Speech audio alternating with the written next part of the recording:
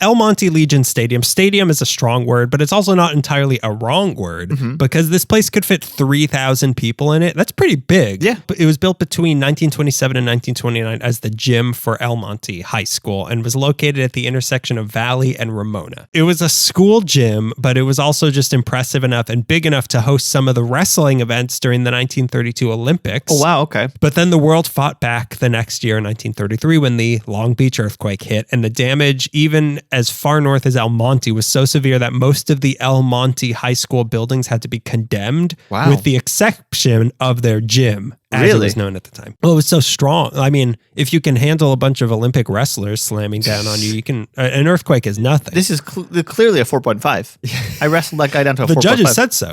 Yeah, after the Long Beach earthquake, the Olympic judges were still there. 7.9. 6 points. It was newer and stronger, so it survived that and was used for high school basketball games and graduations until the new buildings could be built. And suddenly they had an even newer gym and they didn't need this old gym anymore. So eventually on January 16th, 1945, the building was sold to the American Legion Post 261 for almost $27,000 when it was officially renamed the El Monte Legion Stadium. So it was the American Legion. We put the Legion back in America.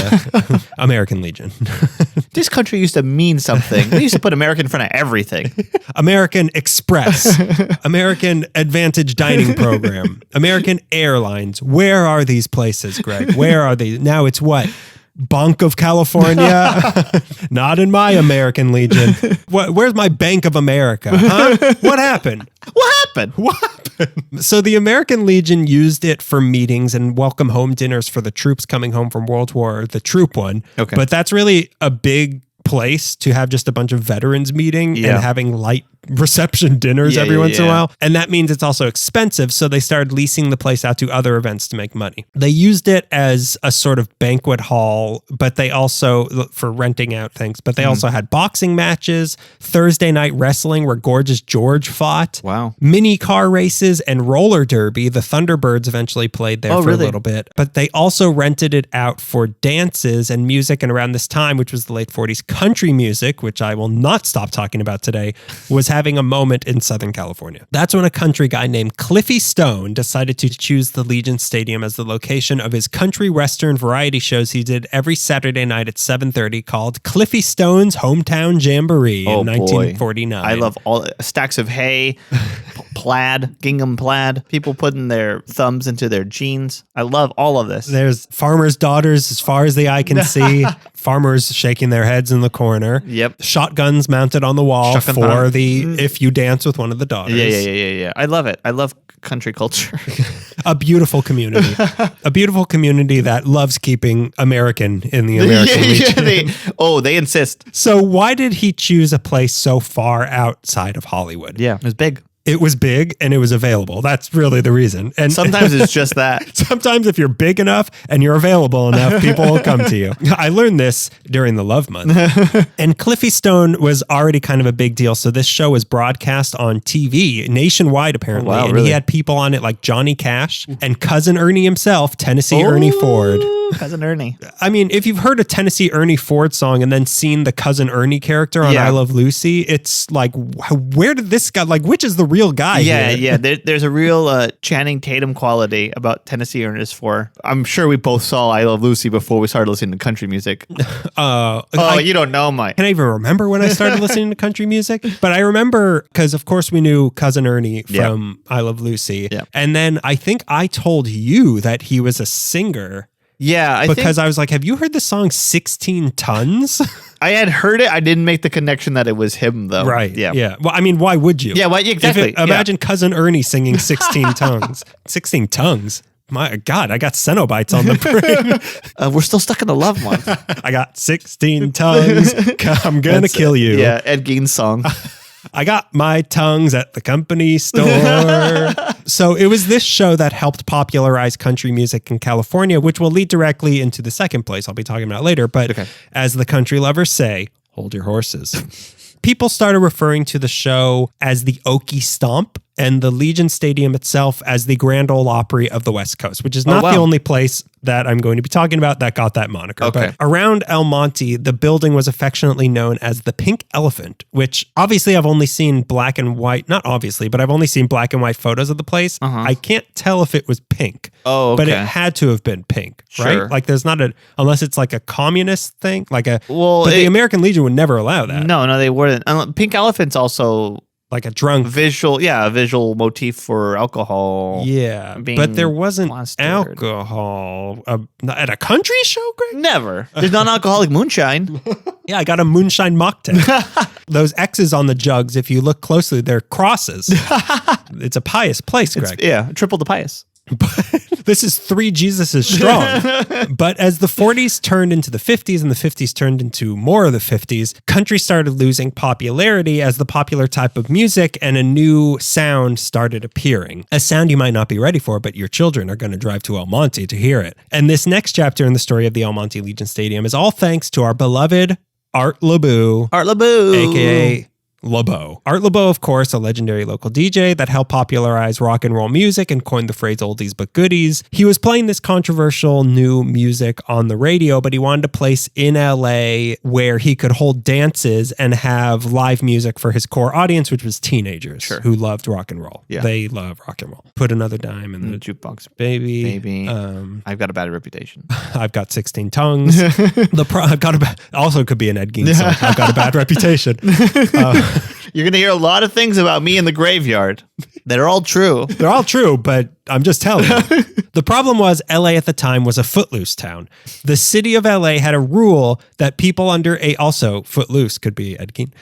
The city of LA, that was his favorite kind of foot. The city of LA had a rule that people under 18 weren't allowed to go to dances unless they were officially sanctioned by the LA Board of Education. Jesus Christ. Yeah, so you couldn't. You're certified by a notary to dance? Yeah. A council of 60-year-old teachers had to, a sock hop? I don't know. What about Sadie Hawkins? No, that's too sexual. There's a girl in the title. It's too sexual. There's a dead girl in the title. And one guy's like, dead girls are okay, right?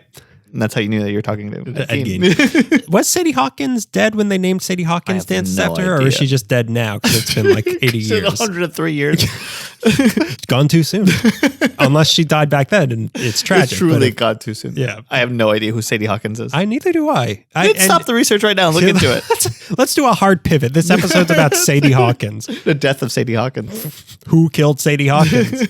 Also, if she was actually killed, I apologize. So sorry. I'm so Maybe it was sorry. Ed Gein.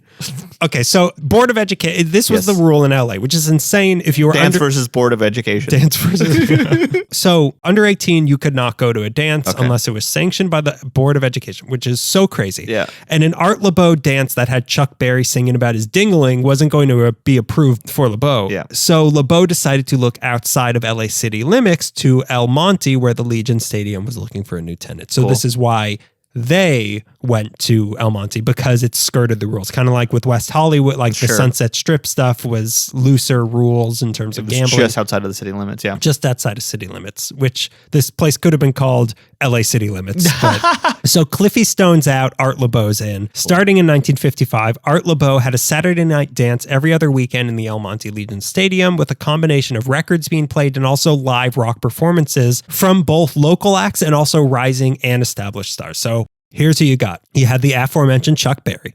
Watch the toilets. Yeah. Make sure he is. Make sure to run your hand around the toilet bowl like a magic trick if Chuck Berry's been in the building. Your guy who was a little bit of both categories of rising star and local act. You had Richie Valens perform there. Jackie Wilson, Sam Cooke, Ray Charles, Fats Domino, Dick Dale, Jerry Lee Lewis, Ike and Tina Turner, Rosie and the Originals, the Penguins, who even had a song called Memories of El Monte about this place, written by, you guessed it, Frank Zappa, who apparently wrote songs for the Penguins. I didn't know he wrote for the Penguins. It's crazy. That doesn't make it. That makes almost as much sense as as Cousin Ernie being Tennessee Ernie Ford. Shows cost $3 or $3.50 if it was a big name act, and in those instances, most of the kids weren't expecting the extra 50-cent fee. So whoever didn't have it, LeBeau would just cover them to come in. Wow, that's great. Imagine the difference between you seeing your friend's band and you seeing like Jerry Lee Lewis. Motorhead is 50 cents. And let that be a lesson to our friends' bands. Charging so much, it should be free. It should be free. Artists should not be paid for their work. As we're learning. But also, let's take a moment to tell people to subscribe to our Patreon. Please. Because Jerry Lee Lewis will handwrite you a postcard at $5 a month. Don't let him know that you have any teenage daughters. Don't let him know you're his cousin. I was just talking the other day with Ada about I think the one performer I would have died to see, and if I can go back to see, would probably be Fats Domino. And I don't know why. I just think Fats Domino is great. I'm a chubby checker kind of guy. I like to twist. I like to twist again. Different times of the year. I like to USA. I like to twist cubed, much like the Xenomorphs do. The twist is not what you're thinking it is. In Twist Cube, Paul Reiser has a standout performance, a standout solo, an aria by Paul Reiser. And you never thought you were going to say those words, but it really surprised you. And also Twist Resurrection, Chubby versus Fats. I mean, it's what a franchise they've got going. And then Prometheus. The least said about it, the better. So these shows were all broadcast on the radio as well, which helped build the place's reputation. It became a scene. Like, this was the place to go for rock and roll music. Yeah. If you wanted to dance. If you wanted to dance outside of LA's city limits. As the Beach Boys said, if you want to dance. Who did not perform there. But if you want to dance, you got to drive about 16. You got to drive to El Monte. Yeah. Baby, the laws are weird.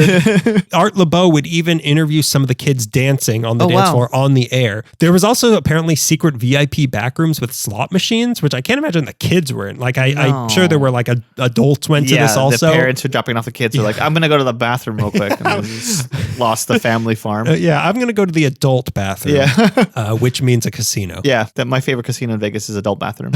This show was beloved by local teens and rock and roll fans, which of course meant it was loathed by cops and old white people. Sure. Let's revisit that anti-dancing law the city of LA had for just a second. This wasn't just John Lithgow not wanting his daughter to get randy in a small town. Like, it sounds weird and quaint, but it was racist. Like, it was a racially motivated law. Because white kids don't dance. As the movie says. Yeah. It was mostly meant to keep white kids from mixing together with Black, Latino, and Asian kids. Okay. So, like, if there's no dances, these kids in a city that's getting more diverse, they will not be together becoming friends, I guess. I don't know. Art Laboe was against this sort of thing, these anti-dancing on every single level. He hated that they couldn't dance, hated that they were racist. It's crazy that LA was Hairspray. Is that what happens in Hairspray? What happens in Hairspray? The white kids want to go dance at the cool dance parties that are usually mixed, predominantly Black people, and there's a lot of trouble. Because they want to. But put it in terms I can understand, meaning Footloose, which is a movie I've seen.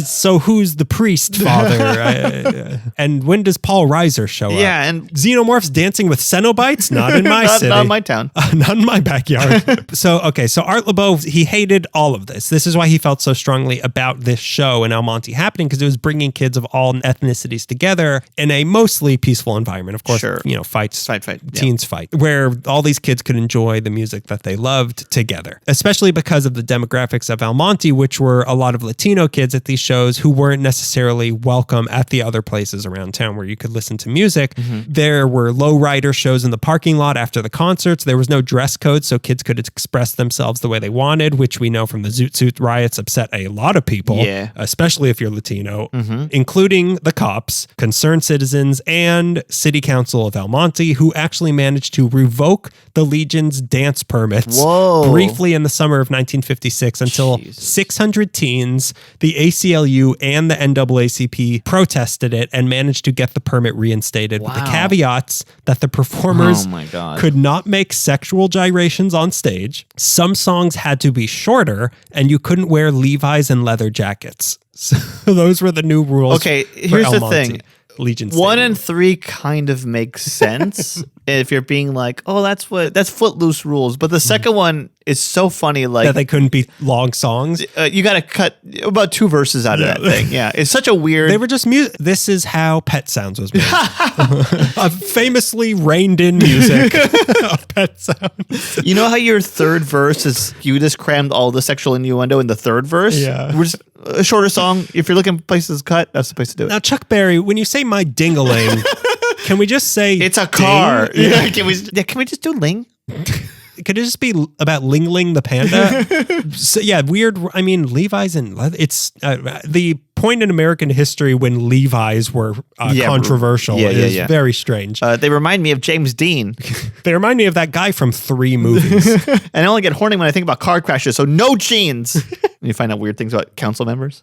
The city council is a bunch of Cenobites. But even with these weird rules... No long songs. Long songs mean longer wait before orgy.